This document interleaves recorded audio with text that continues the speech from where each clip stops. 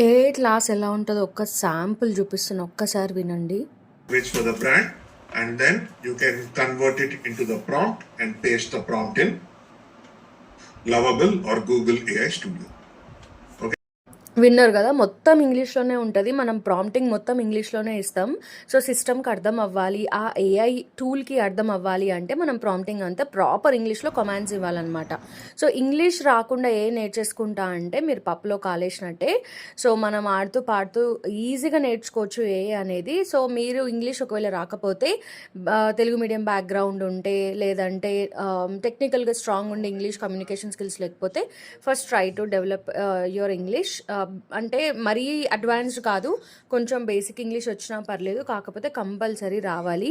మీకు ఏ టూల్లో అయినా సరే లాజిక్గా మనం ప్రాంప్ట్స్ ఇవ్వాలన్నా, అంటే లాజికల్ థింకింగ్ ఉండాలి ఫస్ట్ ఆఫ్ ఆల్. అంటే ఇప్పుడు మనకి థౌజండ్స్ ఆఫ్ ఏఐ టూల్స్ ఉంటాయి. ఒక వెబ్సైట్ బిల్డ్ చేయాలంటే మనము ఏ వెబ్సైట్ యూజ్ చేయాలి, ప్రాంప్టింగ్ ఎక్కడ ఇవ్వాలి, అండ్ డీప్ రీసెర్చ్ ఎక్కడ చేయాలి, ఇలాంటివి మనకు తెలియాలంటే కూడా ఇంగ్లీష్ కంపల్సరీ కావాలి. సో ఇంగ్లీష్ మ్యాండేటరీ అండి. అసలు ఏ జాబ్ అయినా ఇంగ్లీష్ మ్యాండేటరీ అయిపోయింది ఇవాళ రేపు. ఏ కూడా అంతే.